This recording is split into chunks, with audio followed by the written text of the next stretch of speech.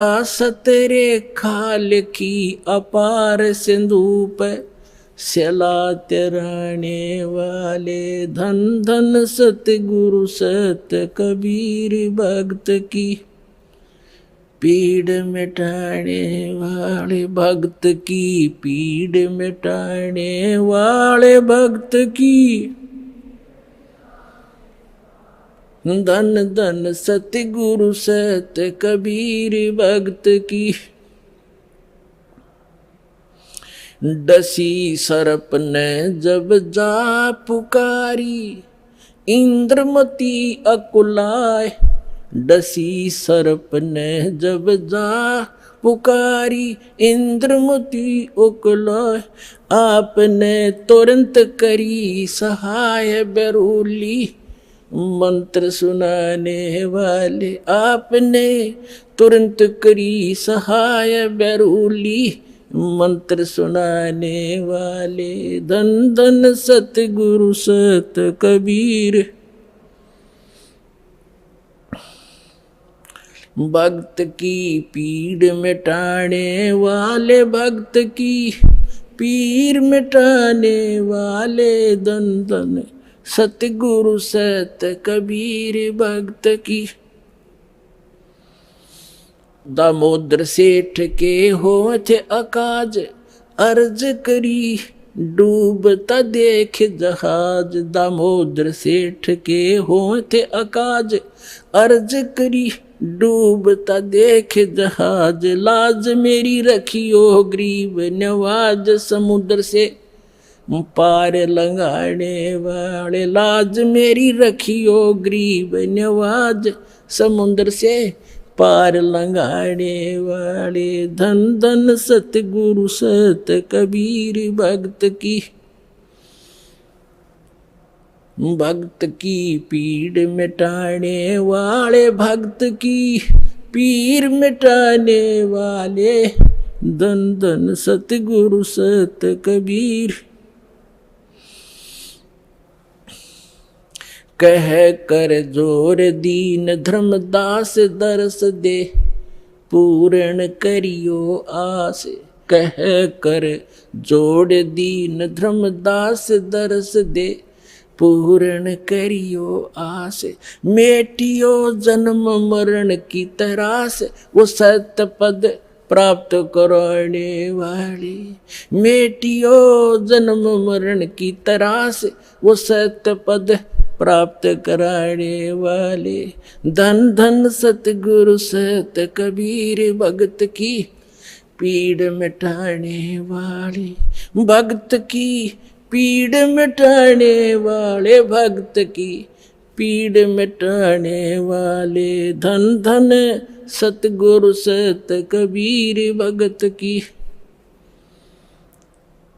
भक्त की पीड़ मिटाने वाले भक्त की पीड़ मिटाने वाले धन धन सतगुरु कबीर भक्त की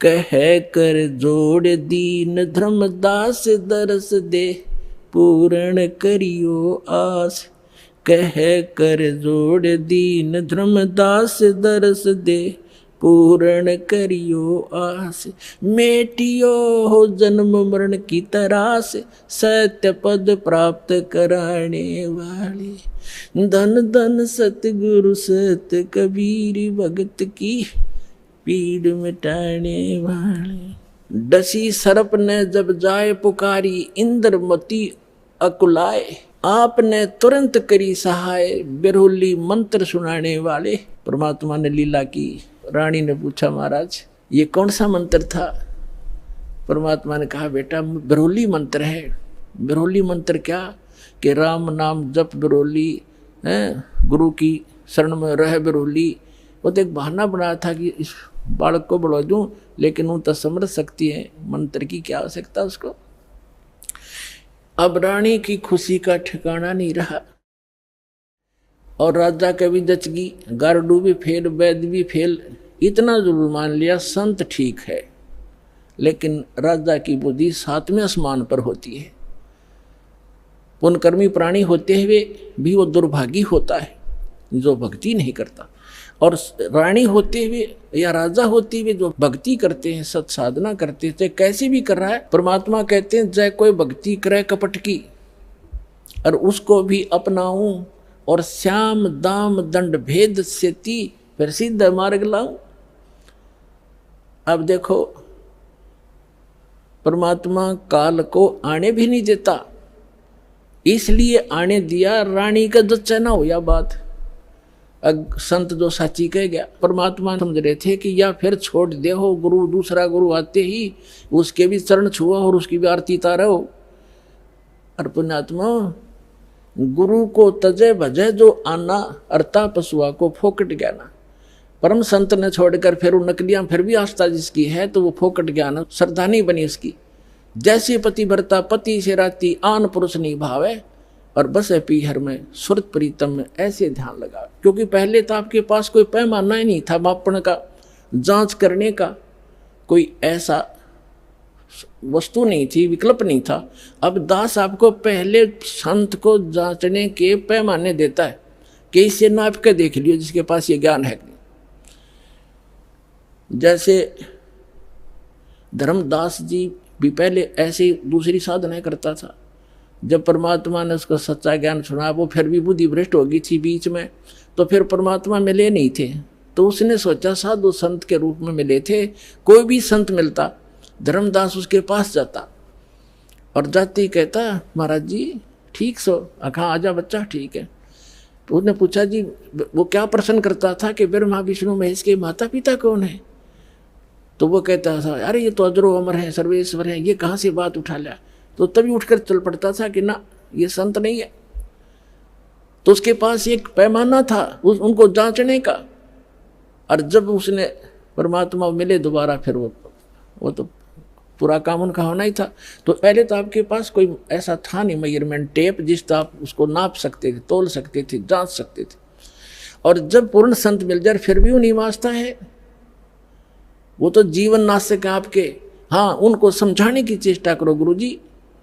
पहले जो गुरुजी थे कि भक्त महाराज जी आदर से बोलो, आप गलत दिशा पर जा रहे हो, इन प्रश्नों का उत्तर या तो आप दो और नहीं ताजा मेरे साथ अपना नाम लो कल्याण कराओ। इतना यारी है उनके साथ, उससे आगे दोस्ती मत रखना। परमात्मा इस काल को नहीं आने देते किसी रूप में, उस घर में झांक भी नहीं सकता काल। तो दाता ने इसलिए छोड़ा था कि अपना कर लेगा काम। इस बेटी का भी यकीन हो जाएगा, नया जीवन फिर नाश कर देगी, बीच में डूब देगी सारी कहानी ने। तो उसके बाद ऐसा दृढ़ विश्वास हुआ उस लड़की के, और परमात्मा बिना कुछ भी दिखाई नहीं दे। ना वो राजा मना करे फिर कि इसका तो जीवन दान मिल गया मेरी रानी का इस संत से। परमात्मा आते जाते रहे घर पे, ज्ञान सुनाते, भोजन करके उसको उद्धार करते, उसका धर्म बनवाते। तो एक दिन रानी ने कहा कि महाराज मेरे पति को भी समझा दो। अच्छा बेटा बुला ले उसको। राजा बुला लिया। परमात्मा लागे समझाने के भाई परमात्मा की भक्ति करनी चाहिए और ये राजपाट सदा नहीं रहता, एक दिन मृत्यु भी होएगी, परमात्मा की भक्ति करते रहना। तो राजा क्या कहता है महाराज जी देखो मैंने तो पार्टी अटेंड करनी पड़ती है, क्यों घुटी छुट्टी लानी पड़ती है और मेरे पास समय नहीं है, लेकिन मैं आपकी चेली ने मना नहीं करता कितना या दान करो और कितना सत्संग करवा लो, मेरे बस की बात नहीं है भक्ति करना।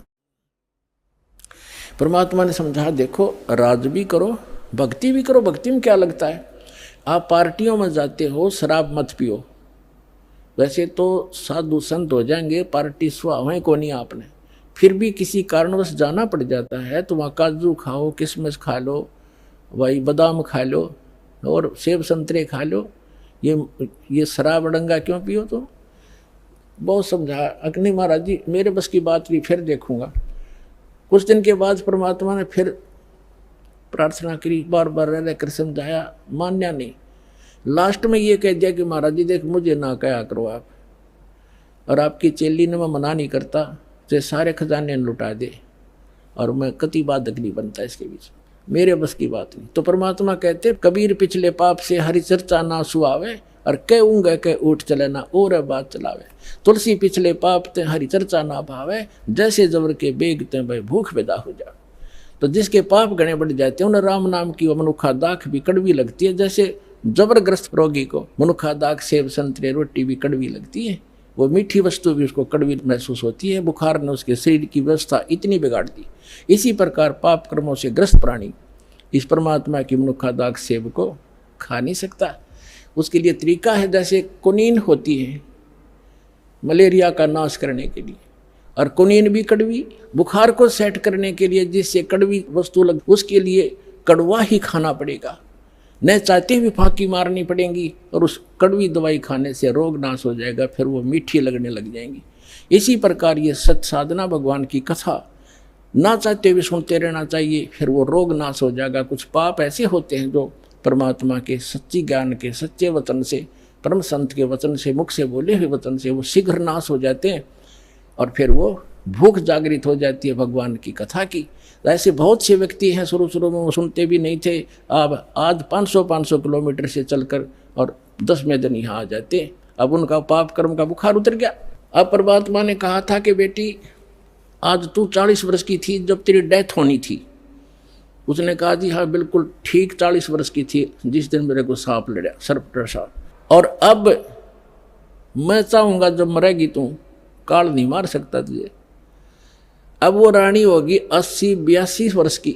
वो 1-2 बार उसने खुद भी कहा महाराज अब मुझे तो भेज दो सतलोक, सारा काम हो लिया। परमात्मा बोले बेटी देख ले कोई पोता पोती में आस्था तो नहीं है तेरी, कार कोठी में, घोड़े कोठी में, दैया आस्था रहेगी ना ऊपर, यहाँ तो तू फॉर्मलिटी करेगी, और ऊपर जाकर तो कति तेरी बार दिखाई देगी शीशे की तरह, फिर वो वापस पटकनी पड़ेगी। मैंने अगना जी आप तो अंतर्यामी हो, मेरे कोई मन में नहीं है, मैं तो कति फारे गोरी हूँ, अपने ज्ञान ऐसा दे दिया, मृत्यु तो होनी ही है, चलते हाथ पाँव हो जाओ और अच्छा है।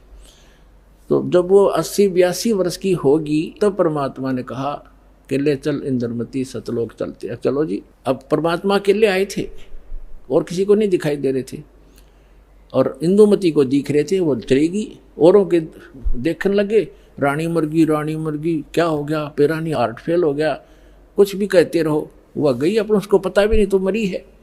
तो मान सरोवर है ऊपर एक, यहाँ पर मान सरोवर है, उस मान सरोवर पर जाकर कुछ दिन के लिए इस जीव को वहाँ रखा जाता है। वहाँ रखने के बाद फिर इसकी भावना देखी जाती है ये अभी कितनी और कमज़ोर है। तो वहाँ जब मान सरोवर पर जा लिए उसमें स्नान कराया जाता है, कुछ आवरण जो गंध है हमारे आत्मा के मैल वहाँ परमात्मा के मंत्रित जल से भी ठीक होते हैं। तो बाहर आकर बैठगी रानी स्नान करके, और परमात्मा ने पूछा बेटा अब फिर देख ले कोई आस्था तेरे नीचे के लोक में तो नहीं किसी की, तेरी संपत्ति में। तो उसके मन में एक बात खटकेगी कि हे महाराज आपके ज्ञान से मुझे तो बहुत कुछ जानकारी होगी, लेकिन संसार की दृष्टि में जो मेरा पति है, अब तो मुझे अपने ओरिजिनल पति का पता लग गया, परम अक्षर ब्रह्म वो हमारा पति है। लेकिन शरीर का जो पति है वो बहुत बड़ी आदमी था, लेकिन उसकी नालायक की है मालिक, उसने भजन नहीं किया। लेकिन आज जो मुझे उपलब्धि हुई है उसमें उसका बहुत बड़ा सहयोग है मेरे पति का।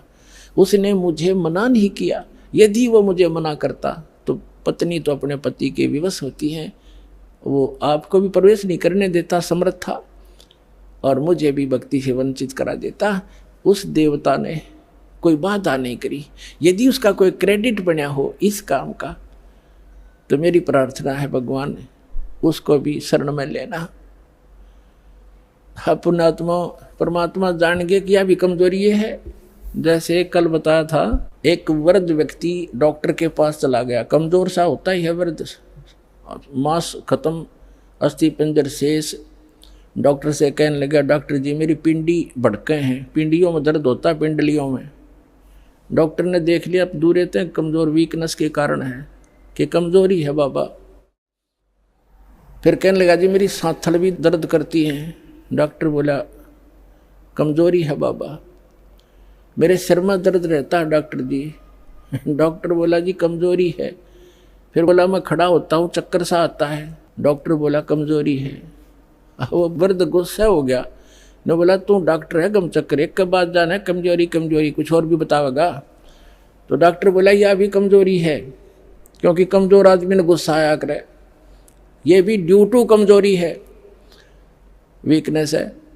तो पुण्यात्मा परमात्मा जानेंगे अज्ञा भी कमजोरी है जो या बोल रही है, उसके प्रति इसका लगाव शेष है या आप भी डूबेगी। तब कहा बेटा तू यहाँ रुक कुछ दिन। अब राजा 90 वर्ष का हो गया था, अट्टा कट्टा शरीर, अच्छे खावे खादू, लावे गुटी, किसमस बादाम और लाल चेहरा। अब ने सोचा था 100-125 वर्ष तो जिया ही करें न खूब। अब राजा आया, चौक में आया बाहर से घूम के, 90 वर्ष की उम्र होगी थी, और आते ही नीचे उतरा घोड़े से, नौकर आसपास खड़े, अंगरक्षक साथ थे, बाहर से आए थे, और पलंग तक भी नहीं पहुंचा, गद गिरा और टट्टी पेशाब निकल गई, यम के दूध खड़े दिखाई दे, जबान बंद होगी, उसका टाइम आ गया, सेकंड भी नहीं दे, एक सांस भी नहीं दे काल तो, और खिंच खिंच कर सांस लग गया, टट्टी पेशाब निकल गई, नू आँखें फट गई। वैद्य बुद्धों ने अपनी सारी जंतर मंतर कर लिए, सारी दवाई दे दी, फिर वो समझ गए कि अब इसका अंत समय है। तब परमात्मा ने कहा कि देख बेटी उस अफलातून की क्या हालत हो रही है, देखो यम के दूध खड़े चारों तरफ और उसको कैसे डरा रहे हैं, उसकी जुबान बंद कर रखी है उन्होंने, अब ये बोल नहीं पा रहा, और धरती तोलता फिरे था, कहे कि नहीं मानने था। तब रानी बोली देख लो जी मैं क्या बताऊँ आपने, उसने मेरी मदद बहुत कर रखी है। परमात्मा समझ गए कहाँ या के कहना चाहे है, तो कहने लगा बेटी मैं जाता हूँ। तो परमात्मा आकर प्रकट हो गए वहाँ उनके चौक में। कबीर साहब के आते ही यम के दूत ने हो गए, एकदम गायब हो गए, राजा होश में आ गया, और उसने सामने परमात्मा खड़े दिखाई दिए, चरणों में पड़ गए, और वो यम के दूत आकाश में दिखे, वो नो देखकर कभी भगवान की तरफ देखे। परमात्मा बोले भाई आज तेरा एंड आ गया था चंद्र विजय, तेरा सांस शेष नहीं था। ने बोला जी सही बात है। तो परमात्मा बोले अब क्या चाहिए तुझे, अगजी मैंने भक्ति दे दो, भक्ति दे दो, भक्ति करूँगा। तो अपने आत्मा अब आँख खुल आदमी की जब पक्की यकीन हो जाए कहाँ टिकट कटेगी, तब भगवान दिखाई देता है। कहते हैं दुख में सुमन सब करे, सुख में करे ना कोई, और जय सुख में सुमन कर ले दुख क्यों होए। तो परमात्मा बोले 2 साल दूंगा तेरे को, और 2 वर्ष में जो भक्ति कर लेगा तो ठीक से, ना तो फिर तेरी बिरान मिट्टी हो जाएगी। दे के बच्चों ने राजपाठ और बैठ गया माला लेके। 2 साल के अंदर सारी कसर काट ली। कहते हैं जीवन तय थोड़ा ही बला जब सत सुमरण हो, और लाख वर्ष का जीवना लिखित रहनी को। तो इस प्रकार उन दोनों प्राणियों का मोक्ष किया उस कबीर भगवान ने। बोलो सतगुरुदेव की।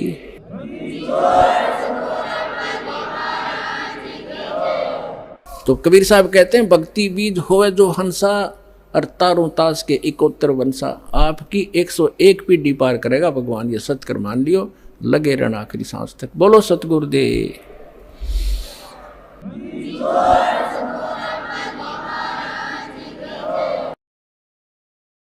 परम पिता परमात्मा पूर्ण ब्रह्म सर्वश्रेष्ठी रचनहार कबीर परमेश्वर, कबीर देव, ये हम सब आत्माओं के जनक हैं, हमारे पिता हैं। ये परमात्मा हमारे लिए भटक रहे हैं क्योंकि हमने गलती की थी। उस गलती के कारण हम ऐसे स्थान पर आ गए, यहां से वापस जाना हमारे बस से बाहर की बात है। यहां से बाहर समर्थ ही निकाल सकते हैं, समर्थ केवल परमात्मा ही है। परमेश्वर कबीर देव हैं, ये समर्थ हैं, बाकी सभी जीव संज्ञा में। उस समर्थ के सहारे ही हम वापस जा सकते हैं। उस समर्थ ने आकर के हमें यहां से वापस जाने की विधि बताने की चेष्टा की, लेकिन हम बालकपन में, अनजानपने में और काल के संतों पंथों महंतों द्वारा भ्रमित हो जाने के कारण हम परमात्मा को पहचान नहीं पाते। और उस परमात्मा को ना पहचान कर हम उसकी उंगली नहीं पकड़ते, हम काल के जाल में रह जाते हैं। वो परमात्मा यहाँ चारों युगों में आते हैं और प्रत्येक युग में वो ऐसी लीला करते हैं और उन लीलाओं की जानकारी जो भगवान किया करता है हमारे सदग्रंथ पवित्र वेद बताते हैं। और अन्य जो ग्रंथ बने हैं जैसे पवित्र 18 पुराण, ये अनुभव है उन ऋषि महर्षियों का जिनको परमात्मा प्राप्ति हुई नहीं। और जैसे संतों की वाणी है जिनमें कौन कौन से संत हैं जिनको परमात्मा प्राप्ति हुई है और उनके विषय में दास को जानकारी है। आदरणीय धर्मदास साहिब जी, आदरणीय मलुकदास साहिब जी, आदरणीय नानक साहिब जी, आदरणीय दादू दास साहिब जी, आदरणीय गरीबदास साहिब जी, गांव छुनानी, जिला ददर, हरियाणा प्रांत वाले, आदरणीय गीसा दास साहिब जी, गांव खेखड़ा, जिला मेरठ, उत्तर प्रदेश, भारत वाले। इन महापुरुषों के जो अमृत वचन हैं ये परमात्मा प्राप्त हंस हैं, परम हंस हैं। इनके जो वचन हैं और जो वेदों के कथन हैं और जो श्रीमद् भगवत गीता का जो वर्णन है, इन सब का एक मेल है। क्योंकि पवित्र श्रीमद् भगवत गीता पवित्र चारों वेदों का ही सारांश है। और पवित्र कुरान शरीफ, पवित्र बाइबल, ये इन कुछ अंश इनका गीता, वेदों और महापुरुषों की वाणी से मिलता है, शेष नहीं मिलता। उसका कारण क्या है कि जैसे पवित्र बाइबल के अंदर उत्पत्ति ग्रंथ है, उत्पत्ति ग्रंथ का जहां तक 6 दिन में सृष्टि रचकर 7वें दिन तख्त पर जा विराजे परमात्मा पूर्ण ब्रह्म, जहां तक वो ज्ञान है वो बिल्कुल सत्य है। वेदों और गीता और उनसे मिलता है महापुरुषों की वाणी से। उसके बाद परमात्मा पूर्ण ब्रह्म तो अपने निज स्थान पर विराजमान हुए। उसके बाद यहाँ की बागडोर काल ने संभाल ली, ब्रह्म ने। आगे का शेष वर्णन वही पुराणों के सत्र का है पवित्र बाइबल में। ऐसे ही कुरान शरीफ में कुछ आयतों के कुछ अंश पवित्र वेदों से, पवित्र महापुरुषों की वाणी से मिलते हैं और शेष वही पुराणों सत्र का उसमें ज्ञान है। तो ये सभी सदग्रंथ आदरणीय हैं, लेकिन परमात्मा पाने की विधि जब तक हमें नहीं मिलेगी तो हम मोक्ष प्राप्ति नहीं कर सकते।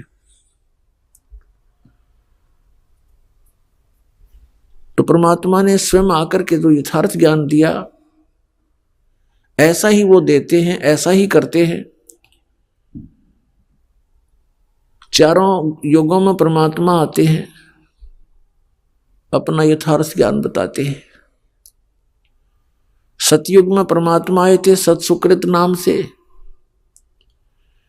और ऐसे जो प्रत्येक युग में वो लीला किया करते हैं, ऐसी लीला की थी। सतलोक से चलकर आए, एक सरोवर के अंदर कमल के फूल के ऊपर विराजमान हुए। वहां से एक निसंतान दंपत्ति उनको उठा ले गए। परमात्मा ने आहार नहीं किया। कुंवारी गाय का दूध परमात्मा की कृपा से ही गाय ने दूध दिया, बछिया ने, वो दूध पान किया। तो प्रत्येक युग में परमेश्वर कबीर जी ऐसी ही लीला करते हैं। और वो सतलोक से चलकर आते हैं, शिशु रूप धारण करते हैं, जल के ऊपर विराजमान होते हैं, जिस कारण से इस परम अक्षर ब्रह्म को, सत्य पुरुष को, कबीर देव जी को नारायण भी कहा जाता है। उस पूर्ण परमात्मा की उपमा के आधार से यहाँ के अन्य भगवानों को भी नारायण कहने लगे। जैसे भगवान विष्णु जी शेष नाग की सैया पर विराजमान होते हैं, जिस कारण से कहते हैं ये नारायण कहलाते हैं।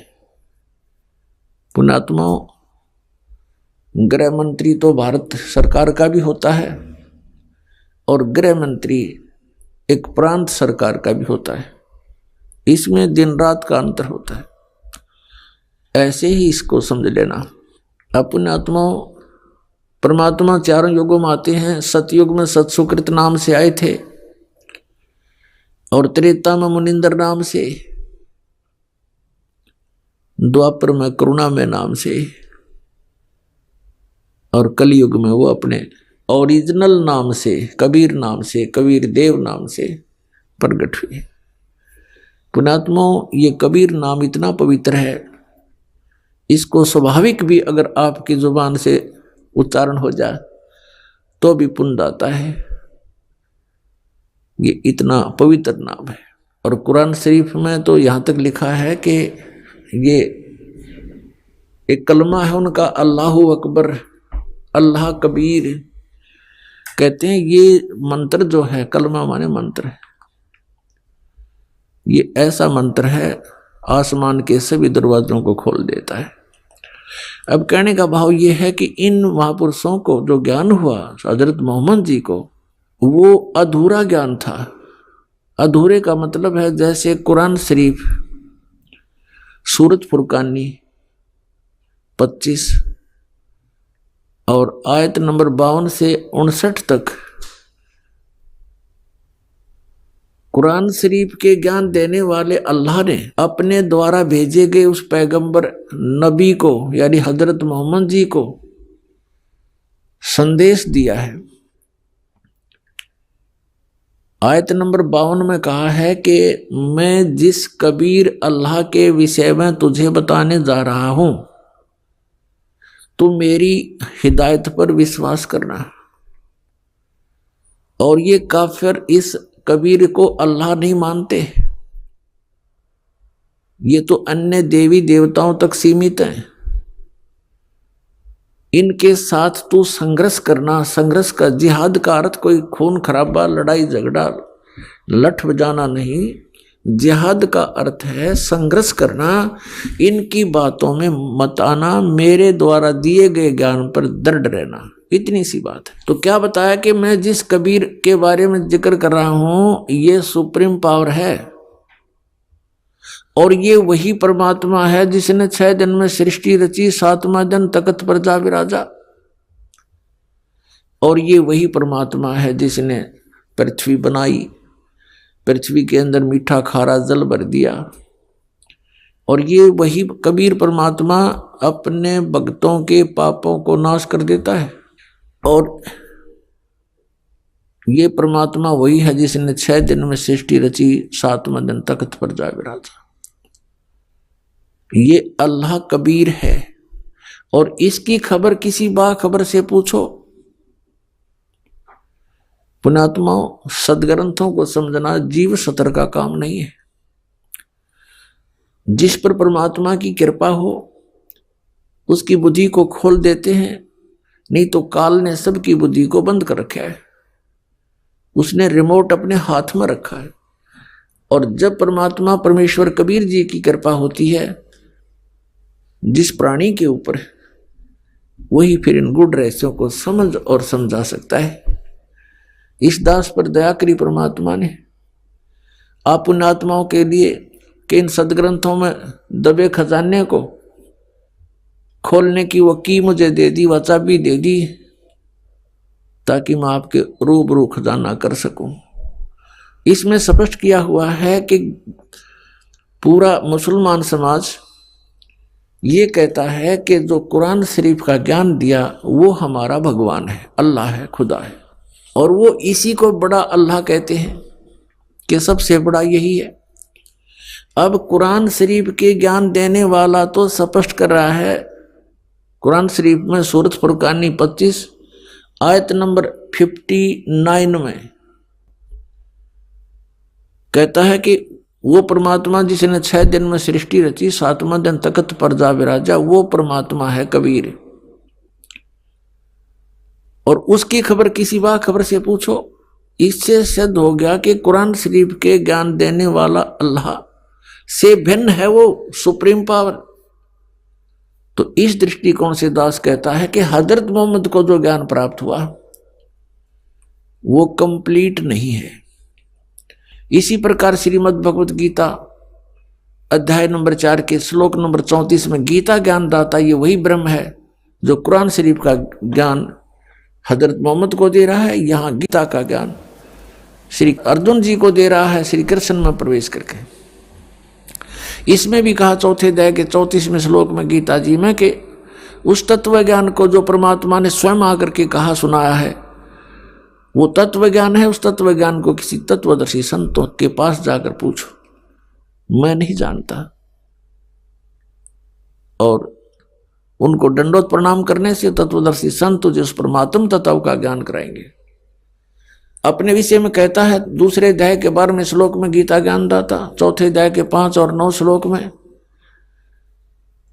और 10वें अध्याय के दूसरे श्लोक में अर्जुन तेरे और मेरे बहुत जन्म हो चुके, तू नहीं जानता मैं जानता हूं। इसे सिद्ध हो गया कि गीता ज्ञान दाता नाशवान है, ये कंप्लीट गॉड नहीं है। ये स्वयं कह रहा 18वें अध्याय के 62वें श्लोक में कि तू सर्वभाव से उस परमेश्वर की शरण में जा, उसकी कृपा से ही तू परम शांति को और सनातन परम धाम को प्राप्त होगा। तो इति सिद्धम के गीता ज्ञान दाता से अन्य कोई और सुप्रीम पावर है। इति सिद्धम कि कुरान शरीफ के ज्ञान दाता से भी अन्य कोई सुप्रीम पावर है, वो कबीर है, वो कबीर है। ये कहां से प्रमाण है? पवित्र 4 वेदों में और पवित्र उन महापुरुषों की वाणी में जिन्होंने परमात्मा को पाया है, जिनके नाम अभी आपको गिनाए थे। तो ये परमात्मा चारों युगों में आते हैं, स्वयं यहाँ चलकर आते हैं, अपनी जानकारी यथार्थ रूप में वो स्वयं ही देते हैं, अपने द्वारा रची हुई सृष्टि का ज्ञान वो स्वयं ही देते हैं। कलयुग में परमात्मा कबीर नाम से आए। ये परमात्मा कहते हैं मैं रोवत हूं सृष्टि को, सृष्टि रोवे मोहे। और कह कबीर हमारे वियोग को समझ नहीं सकता कोई, मैं रोवत हूं सृष्टि को। परमात्मा कहते हैं कि मैं अपने बच्चों को रो रहा हूं, इनके लिए भटक रहा हूं कि किसी प्रकार इनकी आंखें खुल जाएं, इनको ये सुधि आवे, ध्यान आवे कि तुम कहां पड़े हो इस गंदे लोक में।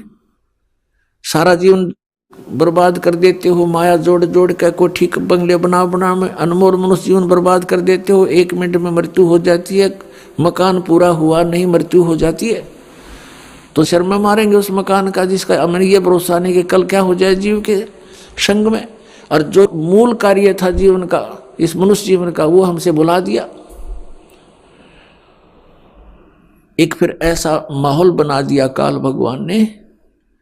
आप देखते हो कहीं पर कोई ताश खेल कर अपना जीवन नाश कर रहा है, इतने अनमोल जीवन को, इतने अनमोल जीवन को, और भांग के बाड़े खो रहे हैं बगैर ज्ञान के। पुणात्माओं आप भी ऐसे ही थे, हम भी ऐसे ही थे। और जिस दिन से परमात्मा के ज्ञान की रोशनी हुई है उस दिन से वो दिन याद है जिस दिन से ये संदेश मिला था भगवान का, ये मार्ग हमें प्राप्त हुआ। तो इस प्रकार इस ज्ञान को आप से प्रार्थना है जनसाधारण तक पहुंचाओ। अपने भाई बहन रिश्तेदार अड़ोसी पड़ोसी गुआंढी सबसे प्यार से समझाने की चेष्टा करो। ये महाउपकार का कार्य है, महापरोपकार का कार्य है। अपने जीवन को हम नष्ट कर रहे हैं और हम भूल गए उस मार्ग को, भूल गए हम इस मनुष्य जीवन के मूल कार्य को। तो उसको बताने के लिए स्वयं परमेश्वर आते हैं। अब चारों युगों में परमात्मा आए, क्या बताते हैं? मैं रोवत हूं सृष्टि को और ये सृष्टि रोवे मोहे। ये बूढ़ी आत्मा जब दुखी होती है, किसी का पुत्र मर जाता है, किसी की पुत्री विधवा हो जाती है, किसी का और ना जाने कितने प्रकार की आपदाएं शरीर पर आ जाती हैं, तो फिर ये भगवान की खोज करते हैं। और काल ने जगह जगह अपने दूत एजेंट बना दिए, बैठा दिए, जिनके पास कोई भक्ति नहीं, कोई पावर नहीं कि वो किसी संस्कार को बदल सके, कोई प्रारब्ध कर्म का नाश कर सके। तो उन संतों के पास भटक कर ये प्राणी आखिर में मृत्यु को प्राप्त हो जाता है, क्योंकि उनके पास वो मंत्र नहीं है, उनके पास उस परमात्मा की पावर नहीं है जो हमारे प्रारब्ध में आए हुए संकटों का नाश कर सके। इसलिए इन्होंने अपना अज्ञान विधान बना दिया कि परमात्मा पाप नाश नहीं कर सकता, क्योंकि इनके द्वारा की गई उपासना से वो लाभ मिला नहीं। जिस कारण से इन्होंने अपने अज्ञान सोच शास्त्र विरुद्ध ज्ञान से भर दिए, अन्य अपने उपनिषद बनाकर अपने सोच की, अपने अनुभव की पुस्तकें बनाकर समाज में फीड कर दी और कह दिया कि वेदों और गीता और पुराणों के आधार से हमने इनको रचा है।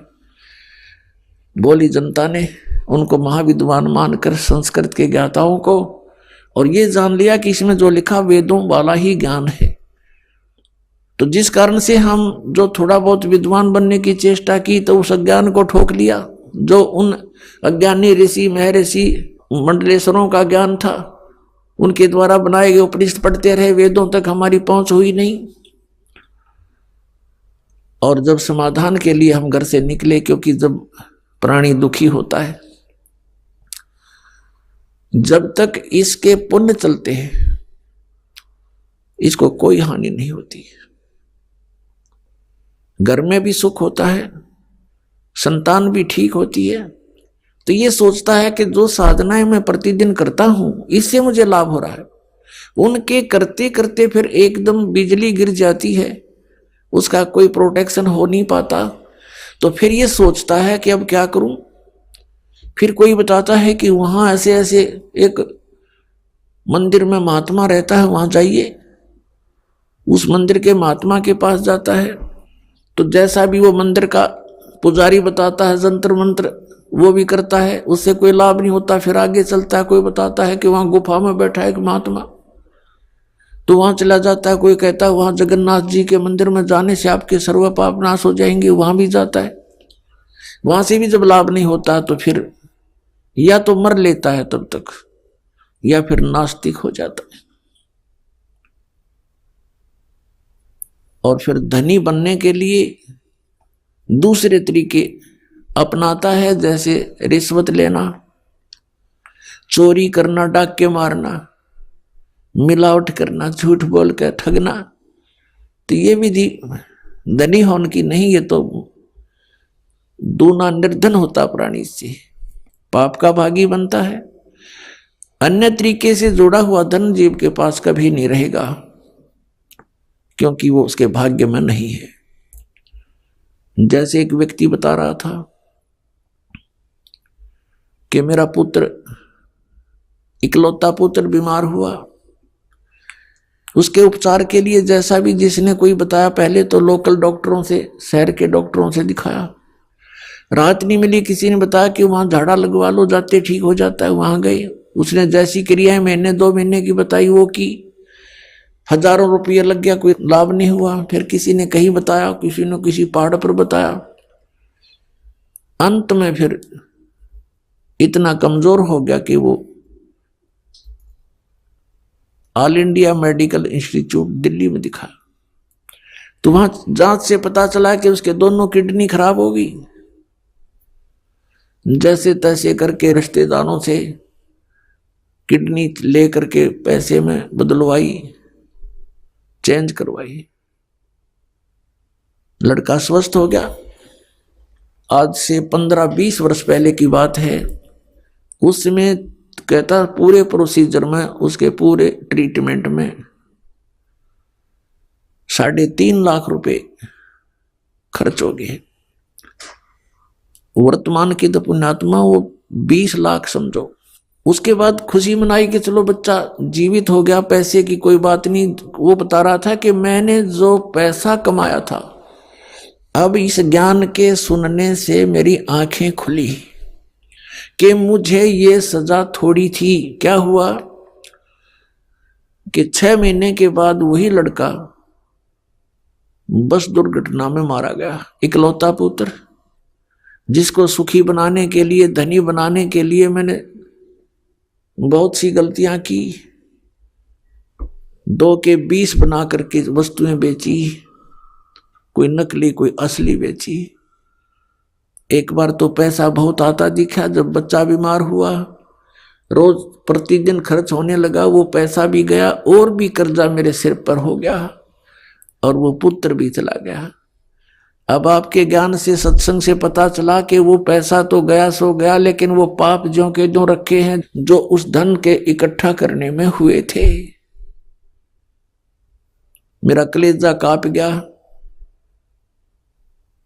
आज आपके वचन, परमात्मा के वचन सारे साची लगे, और जब तक मैं सुखी था मेरे कान्ना में भी प्रवेश नहीं होते थे। मैं राम नाम को सुनकर प्रसन्न नहीं होता था, क्योंकि मैं सुखी गना था। तो पुण्यात्माओं, हम ऐसे नास्तिक बनवा दिए काल ने। काल का उद्देश्य है कि ये भगवान से दूर हो जाएं, और विशेषकर कलयुग में, क्योंकि कलयुग में परमात्मा से इसका प्रॉमिस हो गया है, हुआ था। इसने खुद अपने मुख से कहा है कि आप कलयुग में कितने प्राणी ले जाना, 3 युगों में जीव ना ले जाना भगवान। परमात्मा को पता था इस बात का कि सतयुग त्रेता द्वापर में इनके पुण्य कर्म गणे रहेंगे, और जब तक प्राणी के पुण्य कर्म हैं ये सुखी रहता है, और जब तक ये सुखी है इसको भगवान की आवश्यकता कतई नहीं। जैसा, लेकिन आत्मा भगवान की भक्ति बिना रह नहीं सकती।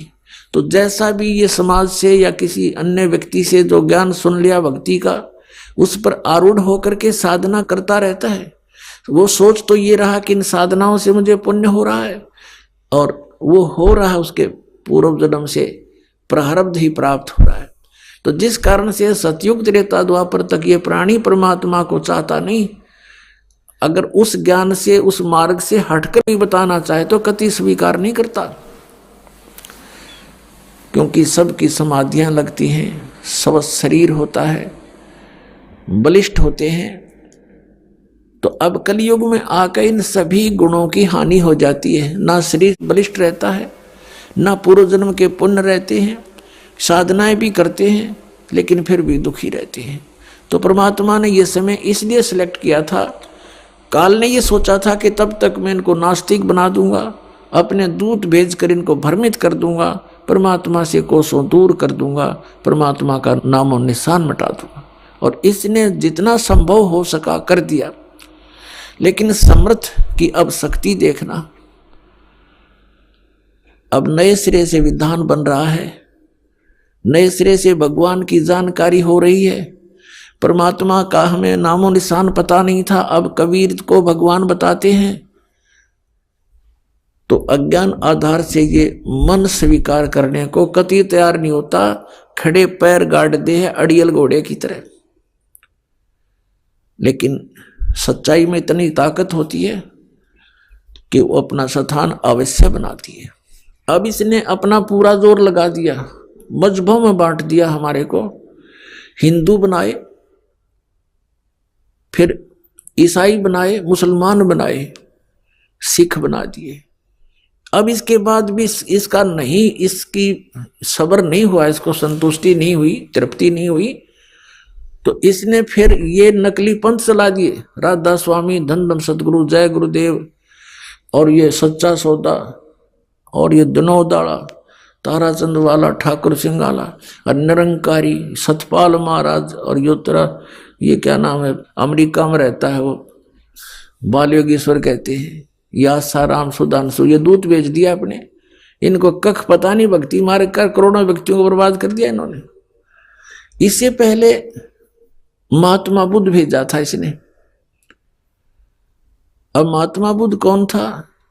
ये स्वर्ग लोक से आया हुआ प्राणी था, पिछले पुण्यकर्मी प्राणी था, राजा का लड़का था।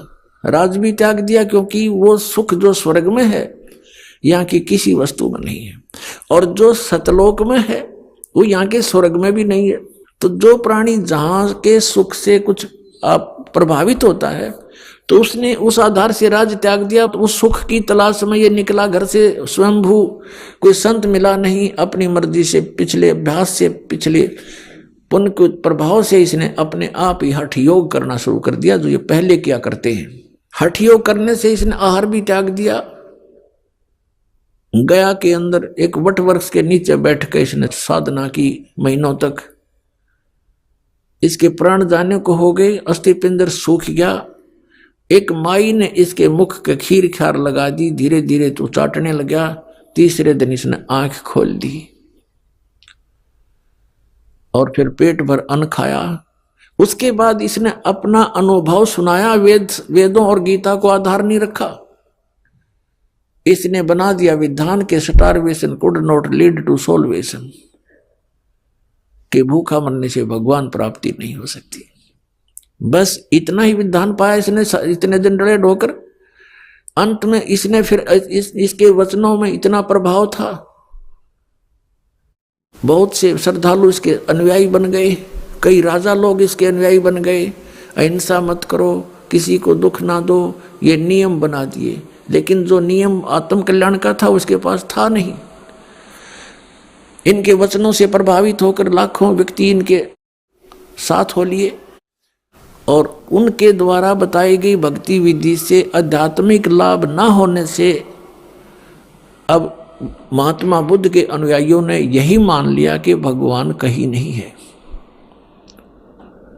पूरा चीन नास्तिक हो गया। विश्व की आधी आबादी लगभग चीन के अंदर बताते हैं, और वो सारा नास्तिक, क्योंकि महात्मा बुद्ध का अनुयायी था। पूरा रूस नास्तिक। तो कहने का भाव ये है पुण्यात्माओं, अब काल का जहां भी दाव लगा इसने कसर नहीं छोड़ रखी। आइए अब हम उन श्रद्धालुओं के अनुभव जानते हैं जो जगत गुरु तत्वदर्शी संत रामपाल जी महाराज जी से दीक्षा प्राप्त कर चुके हैं तथा उनके द्वारा बताए गए भक्ति मार्ग पर चल रहे हैं। नमस्कार जी। नमस्कार सर। क्या नाम है जी आपका? मेरा नाम मीनाक्षी वर्मा, बिलासपुर छत्तीसगढ़ से हूँ। मीनाक्षी जी, संत रामपाल जी महाराज से नाम दीक्षा आपने कब ली? मैं 15 अगस्त 2016 को संत रामपाल जी महाराज से नाम दीक्षा ली सर। संत रामपाल जी महाराज से नाम दीक्षा लेने से पहले क्या आप कोई भक्ति साधना भी करती थी? जी सर, हम सभी देवी देवताओं की भक्ति करते थे और मैं ज्यादातर दुर्गा जी को मानती थी। तो फिर क्या कारण बना कि आप संत रामपाल जी महाराज की शरण में आई? संत रामपाल जी महाराज की शरण में आने का मेरी बहन जुड़ी हुई थी, उन्होंने श्रेष्ठी रचना सुनाई, लेकिन मुझे यकीन नहीं हुआ कि ये जो बता रहे हो आप, मैं यकीन नहीं करती। क्या प्रूफ है इस बात का कि जो आप इतनी ज्ञान बता रहे हो। फिर एक दिन गुरुजी संत रामपाल जी महाराज सत्संग कर रहे थे टीवी चैनल पर, मैं देखी तो संत रामपाल जी महाराज खोल कर गीता, बाइबल, गुरु ग्रंथ साहिब ये सब को बता रहे थे। तो मैं बोली, हे भगवान, ये प्रूफ है।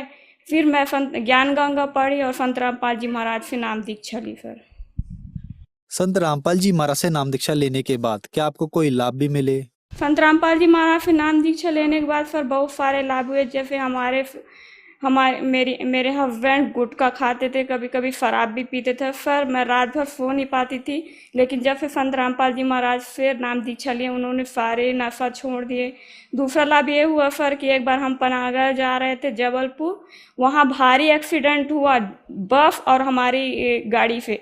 पूरा सामने का कांच टूट गया, हमको पता नहीं चला कि हमारा एक्सीडेंट हुआ। जोर से मतलब गाड़ी हिली, लेकिन पता नहीं चला। सामने दूर तक गाड़ी को खड़ा किए तो देखे तो सामने का पूरा कांच टूटा हुआ था और सामने का शीशा भी, बगल का शीशा भी टूटा हुआ था।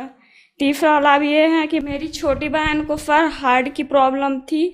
हम गरीब परिवार होने के नाते हम इलाज उनका नहीं करवा पा रहे थे। वो डॉक्टर बताए कि उनके हार्ट में छेद है और उनका ऑपरेशन कराना पड़ेगा, लेकिन सर हम गरीब पैसा ना होने के कारण, हे भगवान हम कैसे करें, कहाँ से लाएं इतना पैसा, और हम नहीं करवाए। लेकिन अचानक से जब संत रामपाल जी महाराज का ज्ञान सुना, परमात्मा सब कर देते हैं ऐसे सुना, तो मैंने नाम दीक्षा दिलाई उनको। और जिस दिन संत रामपाल जी महाराज से नाम दीक्षा ली है, उस दिन से उनको एक भी टेबलेट खाने को नहीं मिला और ऐसी कभी उनका तबीयत खराब नहीं हुआ। तीसरा लाभ ये हुआ सर कि एक बार हमारा बोर हो रहा था, उस टाइम बेन लगा हुआ था बोर में, और हमको पता नहीं था कि वो मतलब बेन लगा हुआ है। लेकिन गाड़ी आ चुकी थी, बोर हो रहा था और पुलिस की गाड़ियां गांव में घूम रही थी। और हम परमात्मा फिर सारी रात अरदास किए कि हे बंदी छोड़, हे संत रामपाल जी महाराज, हमारा बोर कैसे होगा। लेकिन पुलिस की गाड़ियां घूम रही थी गांव में और उनको सुनाई नहीं दिया कि मतलब बोर हो रहा है, और रातों रात बोर करवा के और परमात्मा संत रामपाल जी महाराज की दया से हमारा बोर हो गया। चौथा लाभ ये है सर कि मेरी एक बहन है, वो नाम दीक्षा ली हुई है, और उनका हस्बैंड को अभी कोरोना वायरस हो गया था। उनका कोरोना वायरस मतलब 30% ऑक्सीजन चला गया था, और डॉक्टर फाइन ले लिए थे, मतलब बोल रहे थे अब ये मतलब लास्ट ही है, इनका कुछ नहीं होने वाला। लेकिन हम परमात्मा से अरदास किए। बंदी छोड़ सदगुरु रामपाल जी महाराज कहते हैं कि जो सद्भक्ति करता है उसको कबीर साहब बड़े से बड़े कष्ट को भी दूर कर देते हैं। 2 दिन के अंदर सर उनका पूरा ऑक्सीजन लेवल 90% आ गया। और वो उनकी जो वाइफ थी, जो जिन्होंने नाम दीक्षा लिया था, उन्होंने 1 महीने उनके साथ मतलब 24 घंटे में 24 घंटे उनके पास रही, ले वो कोरोना वायरस से इन्फेक्टेड नहीं हुई सर। उनका ऑक्सीजन लेवल 30 हो गया था, लेकिन संत रामपाल जी महाराज की दया से 2 दिन के अंदर परमात्मा ने ऐसी रजा की कि उनका ऑक्सीजन लेवल 90% चला गया, और वो आज पूरी तरह से स्वस्थ हैं सर। चौथा लाभ ये है सर कि मेरी बहन एजुकेटेड हैं और उनकी शादी नहीं लग रही थी। हम भगत समाज से जुड़े हुए थे सर, लेकिन भगत समाज में मतलब शुरू में जुड़े हुए थे, रामायणी कैसे करना, क्या करना, वो सब पता नहीं था। बड़ी मुश्किल से एक जगत का लड़का मिला, वो भी नाम उपदेश ही नहीं था। अब हमारे सामने सबसे बड़ी समस्या ये हुई कि हम भगत परिवार से जगत में कैसे मतलब वो करें, शादी करें। तो परमात्मा ने ऐसी रजा की कि 10 दिन के अंदर हम परमात्मा ने व्यवस्था की, और भोपाल रामायणी सम्मेलन में उनका रामायणी हुआ। आज वो दोनों भगत हैं। मीनाक्षी जी, संत रामपाल जी महाराज के बारे में कहा जाता है कि संत रामपाल जी महाराज से श्रद्धालु अंधश्रद्धा से जुड़ते हैं, क्या ये बात सही है? नहीं सर, अंधश्रद्धा के तहत नहीं जुड़ते हैं। पर आज पढ़ा लिखा समाज है, एजुकेटेड है। संत रामपाल जी महाराज कोई भी बात, एक भी बात मतलब बिना आधार का नहीं कहते। वो हर चीज़ को प्रूफ करके दिखाते कि बेटा जो आज आप देख रहे हो, जो आप कर रहे हो वो गलत है। जो आपके वेदों में, जो आपके पुराण गीता बाइबल जो कहती वो करो। तो संत रामपाल जी महाराज किसी प्रकार का गलत नहीं बताते हैं। यदि कोई भी व्यक्ति संत रामपाल जी महाराज का ज्ञान जानना चाहता है तो वो वेद, पुराण, गीता, बाइबल को मिलाए और संत रामपाल जी महाराज के लिखित पुस्तकों से मिलान करे। अगर ये गलत है तो हमारे संत रामपाल जी महाराज गलत है, अगर वो सही है तो हमारे संत रामपाल जी महाराज सही है। वो सिर्फ इसी बात पर डिसाइड कर सकते हैं। मीनाक्षी जी, जैसे कि आपने बताया कि आप शुरू से ही कबीरपंथ से हैं और संत रामपाल जी महाराज से आपने हरियाणा में जाकर इतनी दूर नाम दीक्षा ली। संत रामपाल जी महाराज भी कबीरपंथी हैं और आप भी पहले से ही कबीरपंथी हैं, तो इतनी दूर संत रामपाल जी से ही नाम दीक्षा आपने क्यों ली?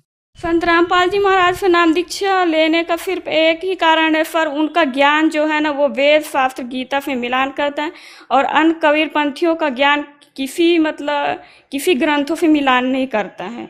वो प्रूफ सहित बताते हैं, वो अपनी तरफ से एक बात भी नहीं रखते। जितनी भी किताबें लिखी हुई है वो प्रमाण सहित लिखा हुआ है। वो किसी भी किताब को आप देख लीजिए उठा के, वो उसमें अध्याय नंबर, प्रश्न नंबर, श्लोक नंबर सब लिख के परमात्मा संत रामपाल जी महाराज ने दिया हुआ है जन जन तक पहुँचाने के लिए। संत रामपाल जी महाराज से नाम दीक्षा कैसे ली जा सकती है? रामपाल जी महाराज से नाम दीक्षा लेने के लिए कई चैनलों पर संत रामपाल जी महाराज का सत्संग चलता है। उसके नीचे पीली पट्टी हुई है, लिखी हुई होती है, उसमें से आप नंबर नोट कर सकते हैं। और बहुत सारी किताबें हैं संत रामपाल जी महाराज का, उसमें नंबर नोट दिया हुआ, उसमें से आप कॉल करके और एड्रेस पता कर सकते हैं। धन्यवाद जी। जी सत साहब।